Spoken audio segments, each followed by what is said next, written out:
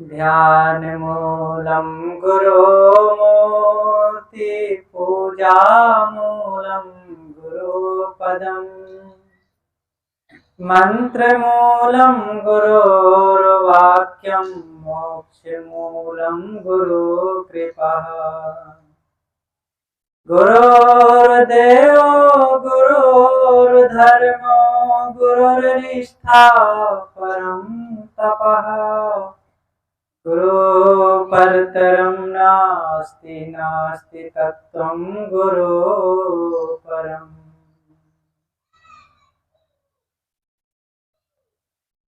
मंचासीन गुरुमंगल में पूजनीय संत समाज,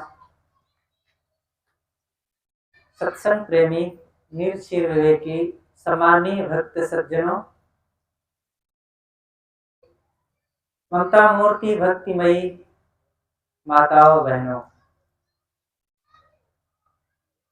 सदगुरु कबीर साहब जी की एक साखी के आधार पर थोड़ी सी कुछ चर्चा मैं रखने का प्रयास करता हूँ।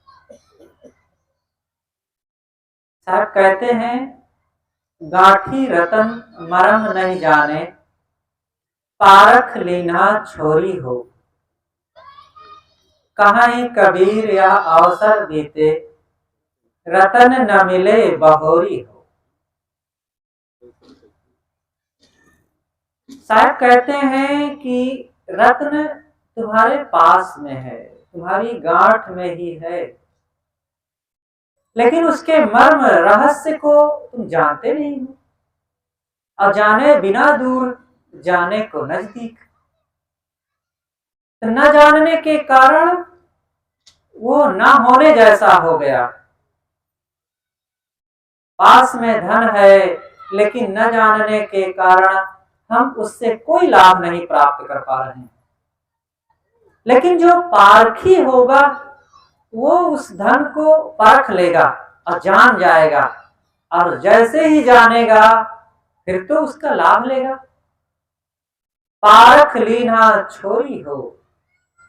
सदगुरु कहते हैं कि अगर यह अवसर बीत गया, ये समय को चूक गए, तो फिर से धन मिलने वाला नहीं, वो रत्न मिलने वाला नहीं। कल्याण और शांति की वो संपदा फिर तुम्हारे हाथ लगने वाली नहीं। बहुत मूल्यवान ये क्षण है। हमें नहीं समझना चाहिए कि क्या है, हम खाते पीते और अपने सुख दुख में उलझे, घर परिवार चलाते, खेत बाड़ी घूमते और गाय गोरू को चारा पानी देते जीवन बीत रहा है। क्या इसमें रखा है? नहीं, बहुत कुछ रखा है। ये तो व्यवहार है। शरीर का धंधा आप कर रहे हैं, करिए निष्काम होकर के, समर्पित होकर के अपने कर्तव्य कर्मों को करिए। तन से काम, मन से राम, कहें कबीर सरय दो काम। तन से काम करो, जो जहां रह रहा हो। कोई खेती करता है, कोई दुकान करता है, कोई व्यापार, कोई नौकरी, कोई घर में है, गृहिणी के रूप में देवियां हैं, जो जहां है अपनी अपनी जगह में कर्तव्य करते रहें। कर्तव्य कर्म करने को नहीं रोका जाता, लेकिन कर्तव्य करते हुए अपनी शुद्धि को भुलाएं नहीं, उसको बनाए रखें, उसको याद रखें। जैसे गाय चरने जाती है दूर कहीं खेत में, 1-2 किलोमीटर 3 किलोमीटर चली जाती है चरने, लेकिन बीच बीच में अपने बच्चे को याद करके वो चरना छोड़ देती है और इधर उधर देखने लगती है और फिर चरती है। बच्चा तो नहीं है, लेकिन जब याद आती है उसे बच्चे की, तब वो अचानक चरना छोड़ देती है और शाम को पुनः वो लौट कर अपने खूंटे पर, अपने घर में अपने खूंटे पर आ जाती है। जैसे बाज पक्षी बहुत दूर तक उड़ जाता है और अपने आहार की खोज में, आप लोगों ने देखा होगा बाज पक्षी बहुत ऊंचाई पर एक ऐसे स्तर पर पहुंच जाता है कि बहुत तेज उड़ता है, बहुत तेज गति से आवाज नीचे तक आती है और वो सैकड़ों किलोमीटर तक चला जाता है। लेकिन रात होने के पहले वो शाम तक अपने घोंसले में पुनः वापस आ जाता है। ऐसे ही हम सबको जीवन जीना चाहिए। जैसे कछुआ चलता है और जब उसे कहीं खतरा लगता है, कोई जानवर आ गया, कोई शिकारी आ गया, उसको कोई चोट पहुंचाया या झटका लगा, तो वो अपनी खोल में अपने हाथ पैर सिर को छिपा लेता है और जानवर उलट पलट के देखता है, लगता है कि ये कोई पत्थर है और बस छुड़ छाड़ करके वो चला जाता है। और फिर ये जब फिर शांत एकांत वातावरण पाता है कछुआ, फिर आहार ग्रहण करता है, चलता है, खोजता है कुछ। हमें भी ऐसा ही जीवन जीना चाहिए। कर्तव्य करें, जाएं जहां जाना हो, खेत, दुकान, ऑफिस, नौकरी, व्यापार में, लेकिन अपनी याद बनाए रखें। हम ये व्यवहार है, शरीर का कार्य, शरीर का धंधा, इसको करें। ये शरीर से कर रहे हैं। मन को कहीं और लगा करके रखें, मन से कुछ और सोचते रहें, अपनी याद बनाए रखें कि मेरे कुछ और कर्तव्य हैं। हमारे कर्तव्य हैं कि इसी शरीर में रहते रहते इस शरीर के मोह को पूरी तरह से समाप्त कर दें। इसी संसार में रहते रहते संसार की आसक्ति को समाप्त कर दें। संसार एक साधन है, शरीर एक साधन है। गुरुदेव जी कहा करते थे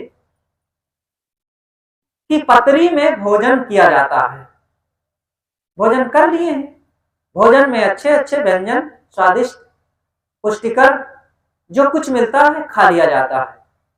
पतरी एक साधन है उन खाद्य सामग्री को ग्रहण करने का। पतरी बहुत साधारण चीज होती है, लेकिन अब यही ना हो तो आप स्वादिष्ट भोजन कैसे खाएंगे? आनंद नहीं आएगा, पेट भी नहीं भरेगा। तो भोजन कर लिए हैं, अब पतरी को लपेट कर फेंक दे।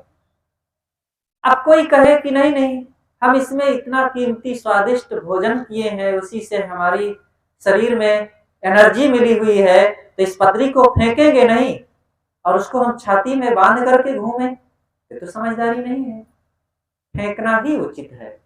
ऐसे ही शरीर एक पतरी की तरह है और इस शरीर से आप कल्याण का काम करें। शरीर से सत्संग श्रवण करें, संत दर्शन करें, संत स्थल में चल करके जाएं, हाथ से दान करें और मन से मनन करें, इंद्रियों का संयम करें, ध्यान करें। ये सब शरीर से ही तो हो सकता है। शरीर है तभी तक ये सब संभव है और ये काम हो जाए बस, फिर एक दिन तो ये शरीर अपने आप पूरा हो ही जाएगा। देखिए, शरीर को प्रकृति अपने आप पका रही है, धीरे धीरे गला रही है, छीण कर रही है। एक छोटा सा नन्हा सा शिशु पैदा होता है, थोड़े दिनों में वो रेंगने लगता है, फिर अपने कदमों से चलने लगता है, फिर और बड़ा हो जाता, कुमार युवा हो गया, धीरे धीरे और जवान प्रौढ़ हो गया, फिर बूढ़ा हो गया, अधेड़ हो गया, झुक गया और फिर चला गया। ये क्रम है शरीर का, होना है, कोई इसको बदल नहीं सकता। प्रकृति अपने आप एक अवसर देती है, एक प्यार का अवसर देती है, कर्म करने का अवसर देती है, अनुभव रस से आनंदित होने का अवसर देती है और फिर उस आनंद को लेकर के आप चले जाइए, शरीर को वो वापस ले लेगी। तो ये प्रकृति अपने आप अपना कर्तव्य करे, वो चूकती नहीं है, प्रकृति में भूल नहीं होती है। इसीलिए कहा जाता है नियम ही भगवान है, नियम ही ईश्वर है। गुरुदेव जी कहा करते थे नियम, नियम से यहां सब कुछ होता है। देखो धरती नियम से घूम रही है और उसके घूमने के कारण उसकी दैनिक चाल से नियमित निश्चित टाइम पर सुबह हो जाती है, सूरज उग जाता है, रात्रि समाप्त हो जाती है, दोपहर हो जाती है और फिर नियम से शाम हो गई और सूरज ढल गया, रात्रि हो गई, विश्राम किए, सब नियम से हो रहा। समय से बारिश होती है नियम से, जब उसके कारण सब इकट्ठे हो जाएंगे बारिश हो जाएगी, नहीं होंगे नहीं बारिश होगी। मौसम आया है, उस मौसम का आसार सामने आ जाएगा, पहले से आ जाता है, गर्मी आ जाएगी, ठंडी आ जाएगी, सब नियम से हो रहा। करोड़ों करोड़ों ग्रह नक्षत्र आकाश में भ्रमण कर रहे हैं, नियम से सब चल रहे हैं, एक दूसरे से टकराते नहीं। और उसी की कशिश में, उसी नियम के कशिश में ये हमारी धरती भ्रमण करते हुए हम सब को लेकर के अनंत विश्व ब्रह्मांड में वो घुमा रही है। हम अपनी जगह में हैं, हमें पता नहीं कि हम अनंत विश्व ब्रह्मांड में भी घूम रहे हैं। जैसे एक गेंद में एक छोटा सा एक चींटी बैठी हुई हो और वो गेंद को आप फेंक दीजिए ऊपर और फिर नीचे आ जाए और लुढ़कते हुए चली जाए, तो चींटी को पता भी नहीं चलेगा कि मैं कहां कहां घूम आई इतने ऊपर।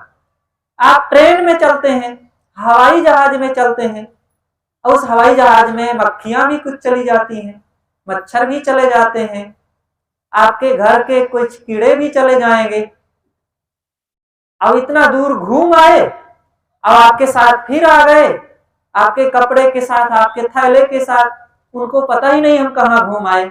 ऐसे हम लोग इस पृथ्वी में बैठे अपने गांव में ही रहते हुए अनंत विश्व ब्रह्मांड में पृथ्वी के साथ घूम रहे हैं, सूर्य का भी परिभ्रमण कर रहे हैं। तो ये सब नियम से हो रहा है। हम भी अपने नियम को पहचाने। मेरे नियम क्या है, इंद्रियों के नियम क्या है, मेरे मन का नियम क्या है। मन के नियम को देखें। मन में जब प्रेम, सेवा, सदकर्म, संयम, गुरु भक्ति, त्याग, अनासक्ति का बल इकट्ठा होता है तो मन अपने आप बड़ा निश्चिंत, निर्भय, प्रसन्न रहता है। और इसी मन में जब हम किसी से अपशब्द बोल दिए, किसी की चीज को ले लिए, कहीं झूठ बोल गए, कहीं चोरी किए, तो फिर मन में संकोच शुरू हो गया, मन में भय शुरू हो गया, चिंता शुरू हो गई और मन पीड़ित रहने लग गया। चेहरा बता दिया, लाख छुपाए छुप नहीं सकता, राज है इतना गहरा।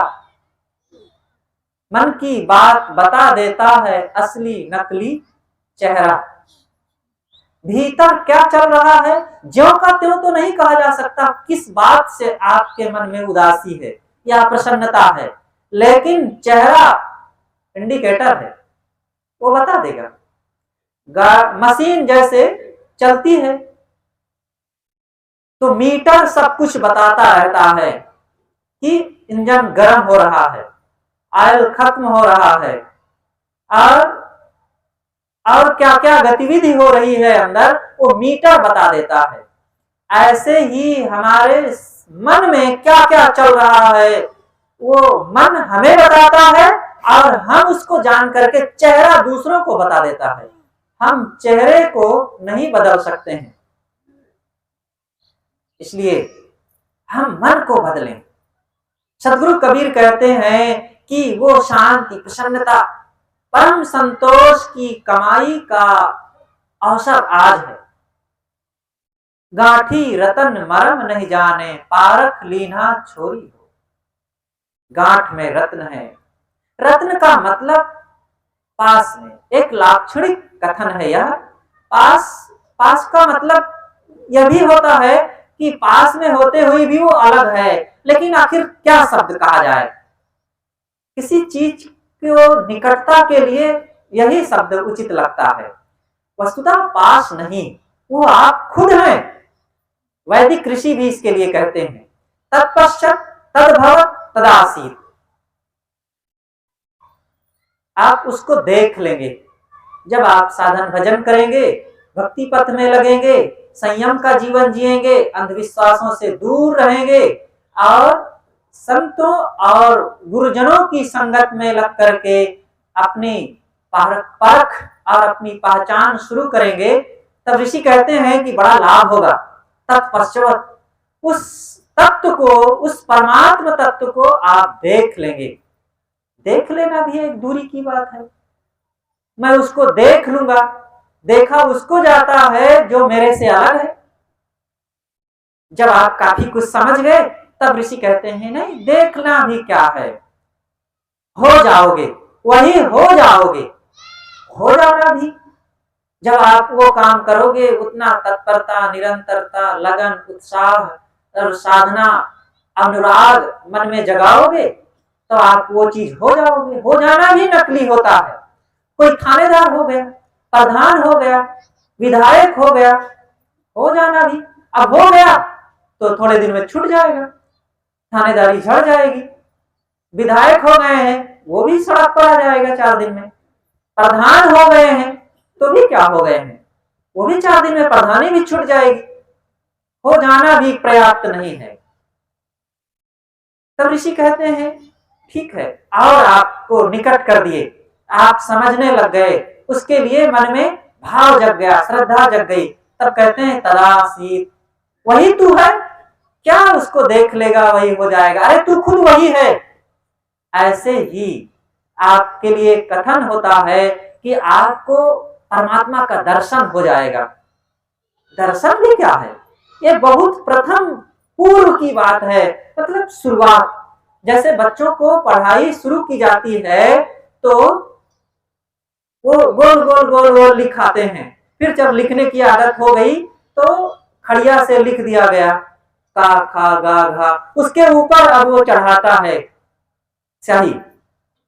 जब फिर धीरे से उसकी आदत हो गई, पहचान हो गई अक्षर की, तो अध्यापक नहीं लिखा, वो खुद ही लिखने लग जाता है। ऐसे ही ये कथन इस ढंग से साधक के अंदर में प्रवेश कराया जाता है आत्मज्ञान की बात। और उसके लिए पहले कहा गया कि तुम्हें भगवान के दर्शन हो जाएंगे। दर्शन हो जाएंगे, दर्शन हो जाएंगे तो फिर जब भगवान दर्शन देगा तो कब तक देगा, जब शुरू किया है दर्शन देना तो अंत भी हो जाएगा, चला जाएगा वो, तो फिर हम रह जाएंगे ठन ठन गोपाल। तब ऋषि कहते हैं कि तुम भगवान हो जाओगे, तो भगवान हो जाएंगे, इसका मतलब अभी हम भगवान नहीं है, किसी कारण से भगवान हो जाएंगे, वो कारण समाप्त हो जाएगा तो फिर हमारा भगवानपन खत्म हो जाएगा। ये भी बात मजबूत नहीं है। तब ऋषि कहते हैं अरे तुम भगवान खुद हो, कहाँ हो जाओगे, देख लोगे, भगवान हो। यही बात एक बार सन 2010 की बात है, सदगुरु अभिलाष साहेब जी इसी ये अवध क्षेत्र में कार्यक्रमों में थे। अभी भी मुझे याद है, इटिया थोक नाम का एक गांव था अयोध्या से उत्तर, और वो गांव था शायद सदगुरु श्री राम सूरत साहेब जी की जन्मभूमि। उस गांव में गुरुदेव जी का कार्यक्रम था। ठंडी, कठिन ठंडी पड़ रही थी, कोहरा पड़ रहा था। गुरुदेव जी और उनके संत समाज सहित एक स्कूल में निवास था। जलपान करा के गुरुदेव जी को मैं, सामने हैंडपंप था, वहां कुछ बर्तन धो रहा था और गुरुदेव जी बरामदे में उस समय टहल रहे थे। कठिन ठंडी होने के कारण 4, 4:30 बजे भ्रमण में नहीं निकलते थे, तो जब थोड़ी सी प्रकाश हो जाए तो 8 बजे घूमते थे, तो ही टहल रहे थे। एक वैष्णव संत जो वयोवृद्ध थे, उनकी उम्र लगभग 70-75 की रही होगी, चादर ओढ़े और दाढ़ी, भद्र उनका रूप रंग था, बड़े भव्य दिख रहे थे, गोरे गोरे। उधर से निकले और आगे चले गए और फिर लौट करके आए। देखे, लेकिन उनको बोलने की हिम्मत नहीं हो रही थी। आगे चले गए। लेकिन उनके मन में असमंजस हुआ और गुरु जी को देखे कि भ्रमण कर रहे हैं महाराज जी, अभी मैं कैसे जाऊं, लेकिन सोचे कि अब चलूं, फिर लौट करके वे आए। ऐसे 3 बार हुआ।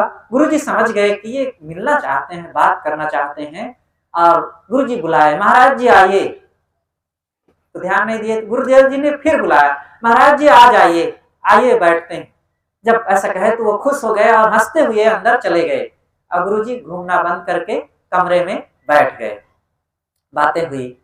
जब कुछ बातें होने लगी तो उन वैष्णव संत जो थे उन्होंने कहा कि महाराज, कुछ लोग कहते हैं कि मिश्री बाहर है, और बाहर है तो उसको प्राप्त करके खाने में स्वाद लगता है, अच्छा लगता है, और यथाशक्ति जितना संभव हो उसको खाया जाता है, आनंद हमें मिलता जाता है।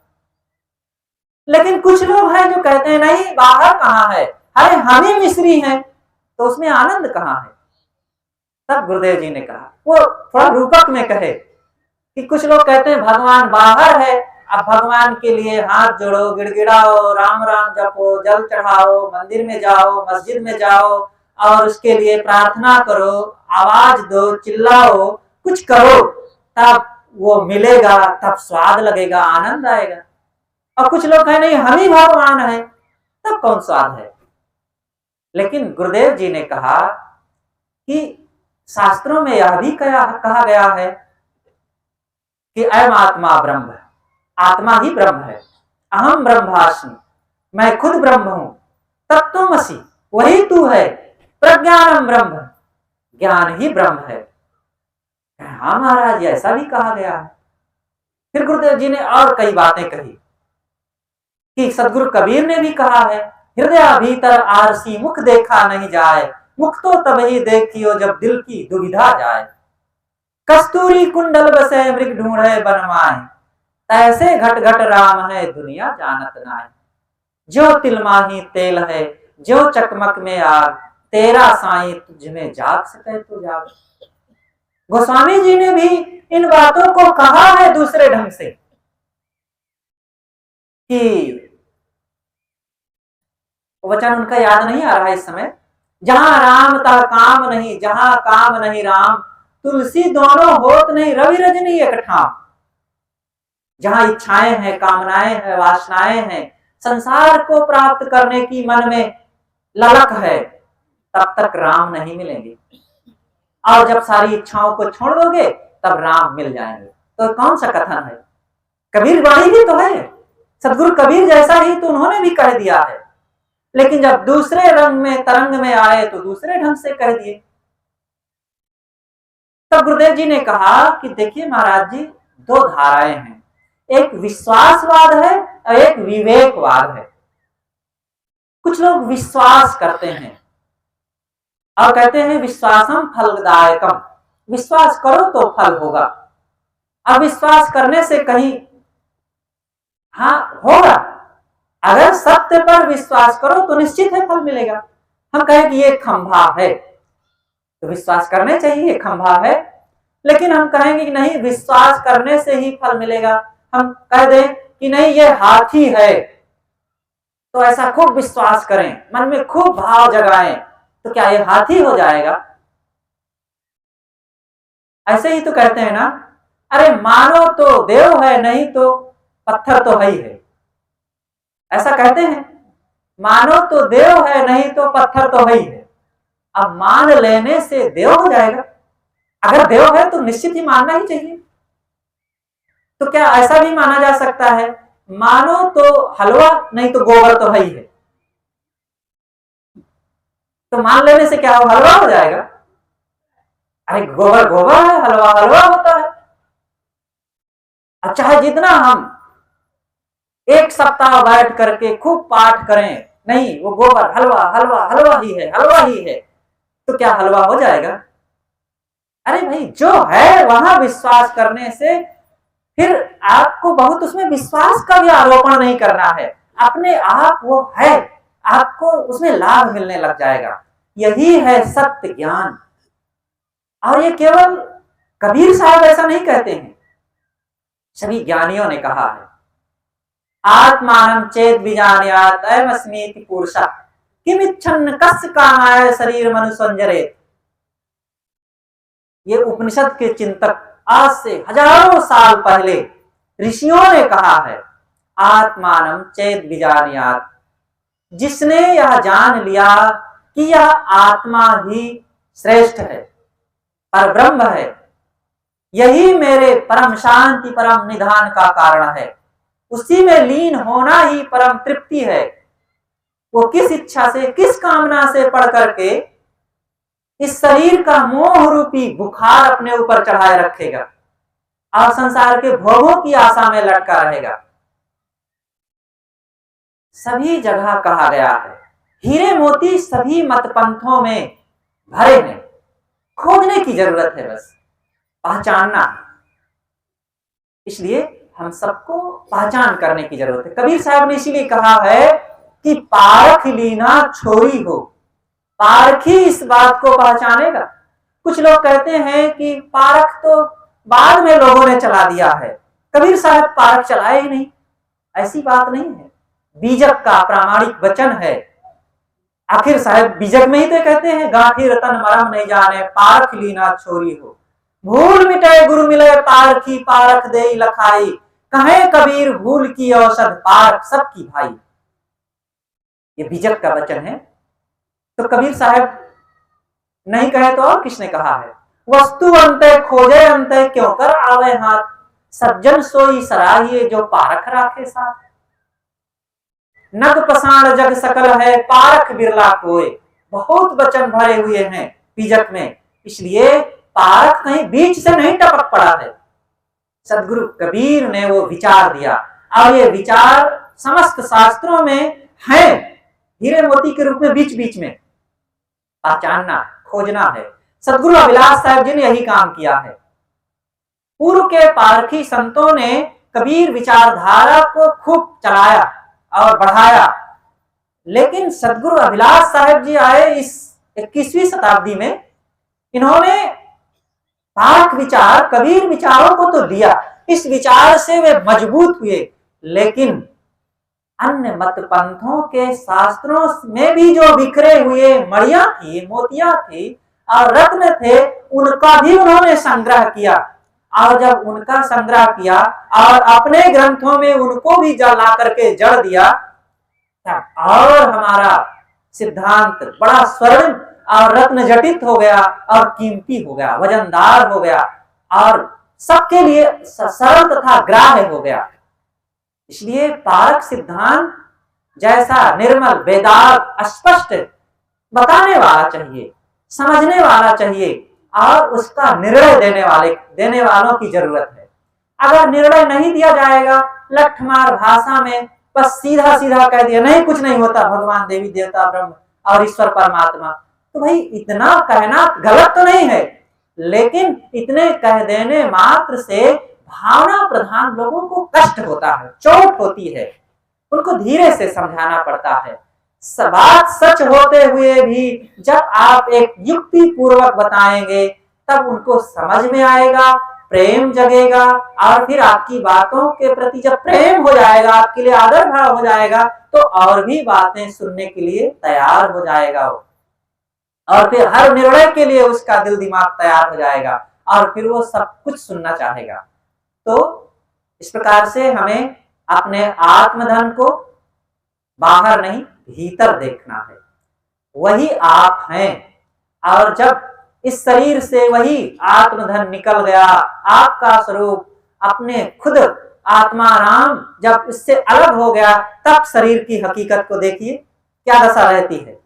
जवान से जवान, सुंदर से सुंदर, प्यारा से प्यारा व्यक्ति भी घृणित दिखने लगता है। इसलिए जरूरत है कि आत्मा पर जोर दो, अपने आप को पहचाने, और ये पहचान सत्संग से, साधना से और ध्यान चिंतन से होती है। समय से और भी आगे बातें की जाएगी, मैंने ज्यादा ही अपनी बात बढ़ा दिया। और पूज्य साहेब जी के मार्मिक विचारों से हम सबको लाभान्वित होना है और मैं अपनी बातें यहीं पर समाप्त करता हूँ। बोलिए सद्गुरु देव की जय।